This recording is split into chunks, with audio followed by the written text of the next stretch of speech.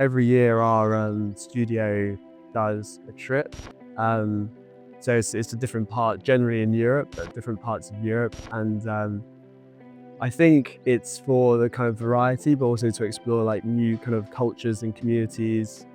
And it's also just a very interesting experience going out to these kind of places and the kind of variety of spaces you get out there. So in the southeast of France, we kind of went to from the range of kind of like Monaco to Marseille. So it's like a really kind of broad range of kind of place. I think in the studio, they're always looking for you to kind of explore these kind of communities and cultures and ultimately find typically find kind of issues that are present that maybe architecture can't be the sole solution of, but ultimately can play a part in forming a solution. So obviously these are human problems and they can't be solved directly by architecture, but architecture can play a role.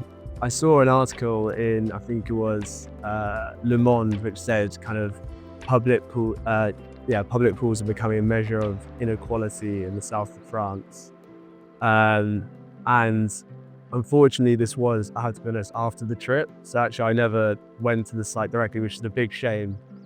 But I then kind of from that started to look at these pools that had been closed down, and there was kind of, quite a few of them across the city. But this one it grabbed me in particular because the existing architecture was quite special. It's kind of these 1970s, quite brutalist forms that had been kind of covered in graffiti.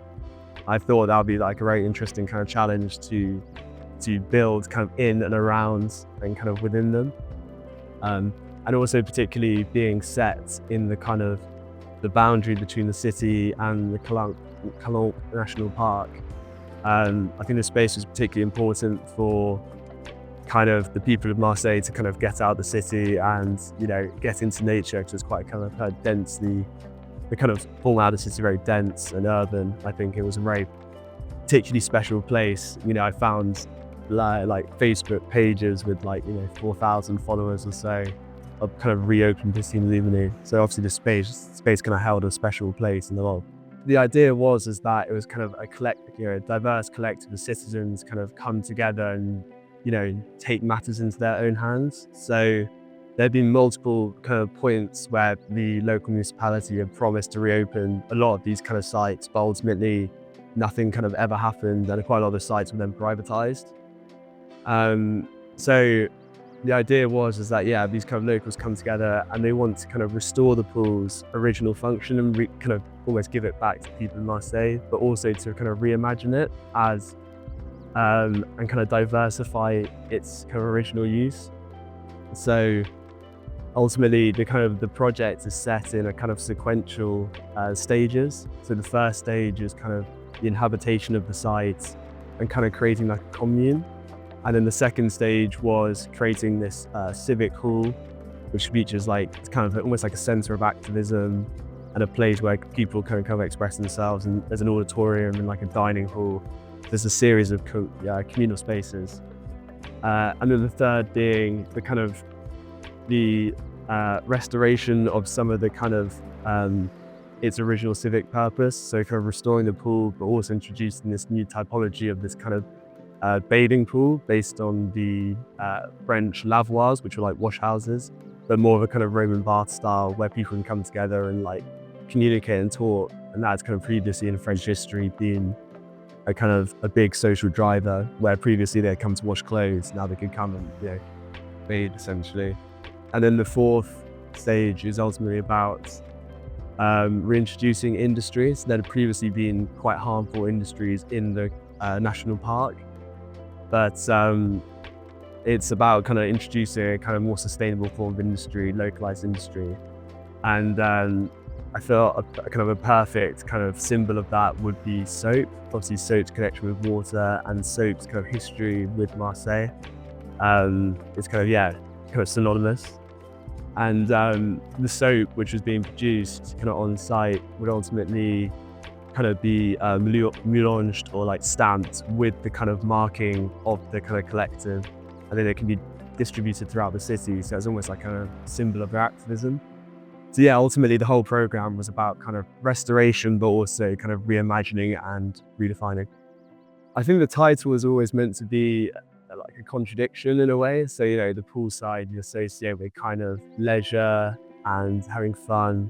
And then obviously politics is a lot more serious. But actually kind of from researching or doing research around particularly my site, Piscine Lumini, I found that there was kind of the shutting down of these kind of previously beloved public pools had become kind of symbolic of a larger socio-political and economic issues within the city. And actually their kind of gradual decline was very much linked to kind of a lot of political issues going on and people's general kind of unrest and kind of displeasure with like local government there, particularly marginalized communities within the city.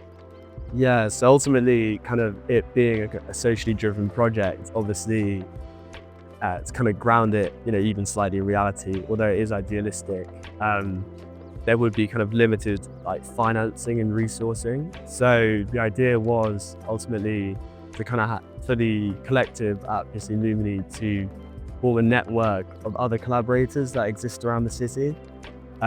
So that involved kind of a nearby limestone quarry, and there's a kind of artist residency in the city which experimented with kind of glass work and metal work, and also kind of a nearby timber mill.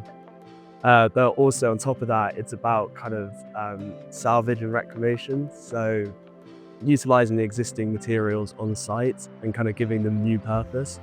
That involved kind of dissecting these kind of concrete components and giving them, new life. And I took a lot of inspiration from kind of Gordon Matter Clark, the artist, for that, with his conical insect and the way you kind of slice through concrete. But also looking at other kind of disused sites across the city. So there's a lot of industrial buildings that have kind of fallen into disrepair, and then that's where I kind of gain a lot of the steel work and a lot of the kind of corrugated metal that you kind of see throughout the project. And ultimately this all kind of comes together to form what I called like a reclaimed assembly, which ultimately, as its title suggests, kind of is made up of different components that are kind of claimed from reclaimed from other places. I think ultimately architecture has a lot to answer for in terms of the climate crisis. Obviously you hear about the statistics of, its kind of role in the amount of kind of embodied carbon the amount of carbon produced ultimately. Architecture plays a big role in that in the general construction industry. But ultimately, I think because it has such a large role and so much kind of blame associated with it, I think that there's a lot of opportunity for ways to kind of minimize that, and for actually it to play a big role in kind of preventing as much as we can climate change. So although I think it has, it takes a lot of the blame, I think there's also a lot of potential for architecture to kind of develop as as a practice, and to ultimately become a lot more sustainable through kind of a lot of material practices and our general kind of understanding of existing buildings and how we utilize those. I think that's the kind of one of the biggest ways we can minimize carbon is by utilizing what we've got and improving that. Those are the kind of, it's funny because obviously when you enter architecture education, those are the first figures that you learn about, and they are very fascinating figures, like Le Corbusier, Frank Lloyd Wright and Mies van der Rohe. And when you learn about them, you just think, how do they kind of get away with half the things they wanted to get away with? But I think the role of the architect now is obviously it's a lot more about kind of cooperation and kind of existing. I think in many ways architects still do lead obviously they lead the design front of a project, and I think they do lead a lot of the coordination. But I think their role is kind of managing different elements of the team and ultimately kind of listening to them all, taking on board what they said.